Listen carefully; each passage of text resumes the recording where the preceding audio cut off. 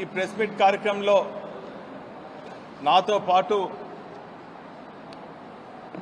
ఆత్మీయ సోదరులు పర్కాల్ మాజీ శాసనసభ్యులు ధర్మన్న గారు, నర్సంపేట మాజీ శాసనసభ్యులు సోదరులు పెద్ది సుదర్శన్ రెడ్డి గారు, రాష్ట్ర టీపీ అధ్యక్షులు సోదరులు మరి యాదవ్ రెడ్డి గారు, రాష్ట్ర నాయకులు వెంకన్న గారు, అదేవిధంగా మరి రమేష్ గారు, అఫ్జల్ గారు, మిగతా నాయకులందరూ కూడా పాల్గొనడం జరిగింది. వారికి కూడా పేరు పేరున హృదయపూర్వక నమస్కారాలు.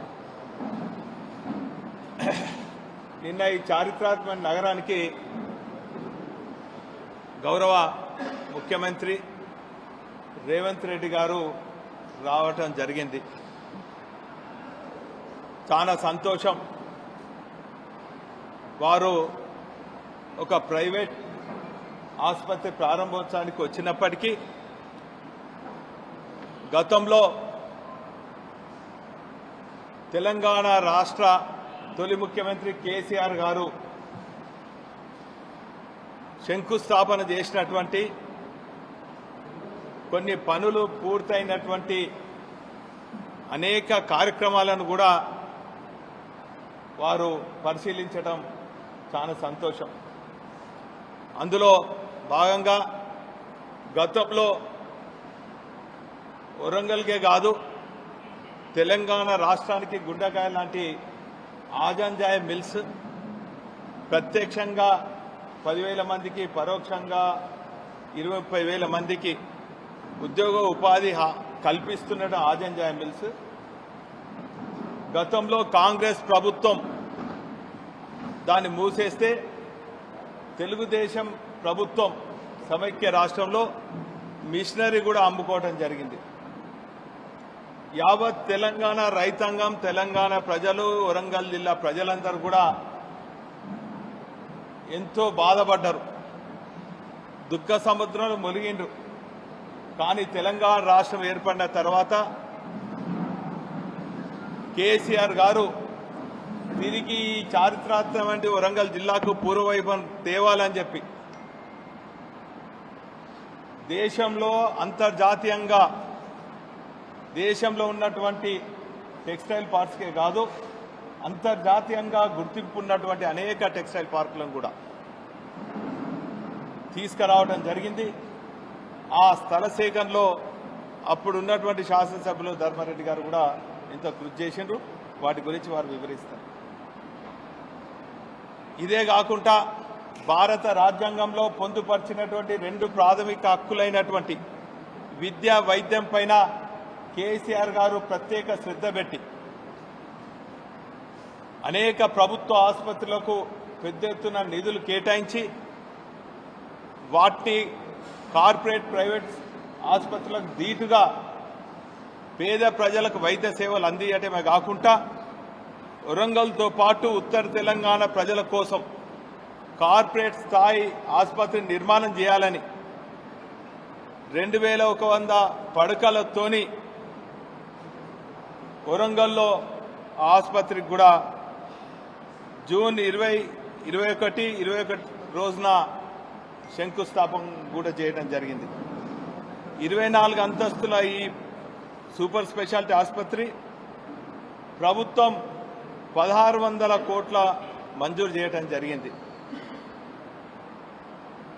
నిన్న ఈ ఆసుపత్రిని కూడా పరిశీలించడం జరిగింది. కానీ కేవలం మొక్కుబడిగా 4-5 నిమిషాలు అక్కడ పనిచేస్తున్నాడో కాంట్రాక్టర్లను బెదిరించడమో, లేక గత ప్రభుత్వాలు ఏ పని చేసినా కూడా వంకలు పెట్టడమో, తెల్ల కాగితం మీద నల్ల మచ్చ చూపెట్టడమో, ఇటువంటి శోధించి సాధించినట్టు, కొండను తవ్వి ఎలుకని పట్టినట్టు అనేక ఆరోపణలు చేస్తూ కేవలం 3-4 నిమిషాలు గడిపింది. సరే, అక్కడి నుంచి పోయినావు, కలెక్టరేట్లో రివ్యూ అయింది.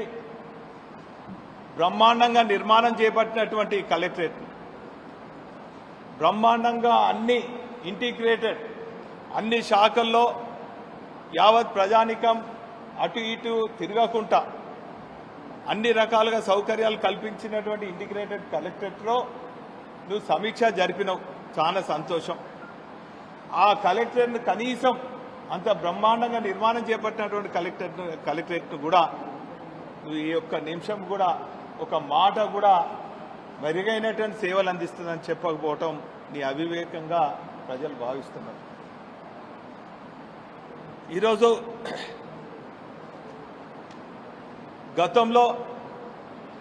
గత ప్రభుత్వాలు అంటే సమైక్య రాష్ట్రంలో ఏలినటువంటి ప్రభుత్వాలు అది టీడీపీ అయితేనేమి కాంగ్రెస్ అయితేనేమి గతంలో ఈ నగరాన్ని కార్పొరేషన్లో పాలించినటువంటి బీజేపీ అయితేనేమి టీడీపీ అయితేనేమి కాంగ్రెస్ అయితేనేమి సరైన దూరదృష్టి లేక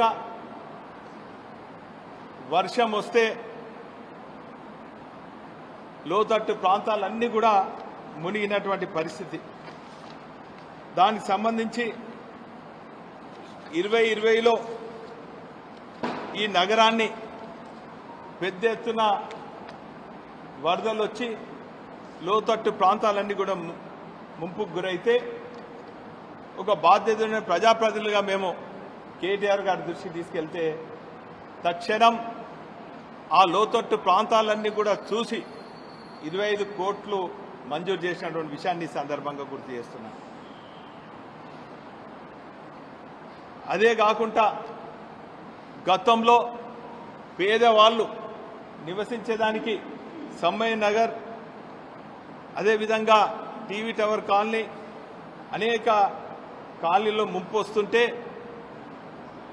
ఆ ప్రాంతాలు ముంపుకు గురి కావద్దని చెప్తే దానికి కూడా 75 కోట్లు మంజూరు చేసినటువంటి విషయాన్ని ఈ సందర్భంగా గుర్తు చేస్తున్నాం. ఇదే కాకుండా 2023లో వీటన్నిటికి కూడా శాశ్వతంగా పరిష్కారం కనుగొనాలని చెప్పి ఒక డిపిఆర్ తయారు చేసి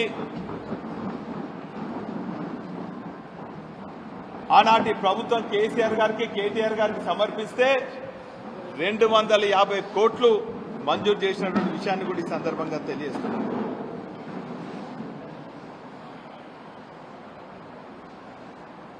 అయితే ఇవన్నీ కూడా ఇప్పుడు గెలిచినటువంటి ప్రభుత్వంలో ఉన్న ప్రజాప్రతినిధులు మేమేదో తెచ్చినామని చెప్పి ఇవాళ ఫోటోలకు ఫోజులు ఇస్తున్నారు. నేను మీ ద్వారా డిమాండ్ చేస్తున్నా, ఈ 7 నెలల కాలంలో ఈ గెలిచినటువంటి అభ్యర్థులు ఈ నగరానికి నగర అభివృద్ధి కోసము పైసా నిధులు తెచ్చినా దేనికంటే దానికన్నా కూడా ఈ సందర్భంగా నేను ఛాలెంజ్ చేస్తాను. గత ప్రభుత్వం ఇచ్చిన నిధులు తప్ప 7 నెలలైనా కూడా ఏం చేయలేదు.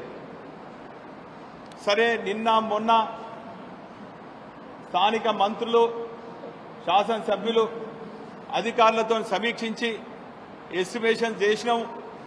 6,000 కోట్లతో ఎస్టిమేషన్ చేసినాము.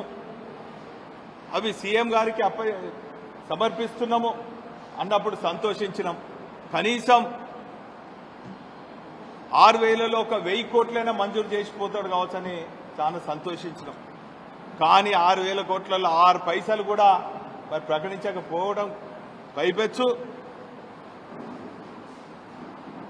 గత ప్రభుత్వం చేసినటువంటి నిర్మాణాలలో ఏదో తప్పు తీసుకుంటా ఒక ప్రతీకార చర్యలు చేపడుతూ ప్రతిపక్ష పార్టీల పైన గొంతెత్తకుండా ఈ ప్రభుత్వాలు చేసేటువంటి దోపిడీలు ప్రశ్నించకుండా ఎదురుదాడి చేస్తున్నటువంటి చర్యలను ప్రజలు గమనిస్తున్నారు. ప్రజాస్వామ్యంలో గెలిపోవటం సహజం. కానీ మేము గెలిచినా ప్రజల పక్షాన ఉన్నాం, ఓడినా ప్రజల సమస్యలను ప్రభుత్వం దృష్టికి ఖచ్చితంగా మీరు మా పైన ఎంత నిర్బంధం మోపినా, ఎన్ని అవస్థలు మోపినా, ఎన్ని మా పైన అక్రమ కేసులు మోపినా ఖచ్చితంగా ప్రశ్నిస్తూనే ఉంటామని కూడా ఈ సందర్భంగా తెలియజేస్తున్నాం. నిన్న మా విద్యార్థుల పైన నిరసన తెలియజేయాలని ఉంటే అక్రమంగా 3 పోలీస్ స్టేషన్లలో పెద్ద ఎత్తున అరెస్ట్ చేసేదాన్ని కూడా తీవ్రంగా ఖండిస్తున్నాం. మీరే అన్నారు స్వయంగా, మేము ఎవరు వచ్చినా కూడా వారి సమస్యలను సానుకూలంగా వింటాం, సమయం కేటాయిస్తాం, ఆ వినతి పత్రాలు తీసుకుంటామని చెప్పారు. కానీ నిన్న సామాన్యుది కాదు కదా, ప్రజాప్రతినిధుల సమస్యలు కూడా వినకుండా మీరు మీ హడావుడి చూస్తుంటే పేదల కోసం నిర్మాణం చేపట్టిన ఆసుపత్రి పైన ప్రేమ లేదు. కానీ కార్పొరేట్ ఆసుపత్రి ప్రారంభోత్సవానికి వచ్చినాం, దానికే మీరు టైం కేటాయించారు అన్నది ప్రజల్లో అర్థమైంది. కనీసం కలెక్టర్ ఆఫీస్లో మీరు సమీక్ష సమావేశం పెట్టి అక్కడ ప్రెస్ మీట్ పెడతారనుకొని మా ప్రెస్ మిత్రులు అనుకున్నారు.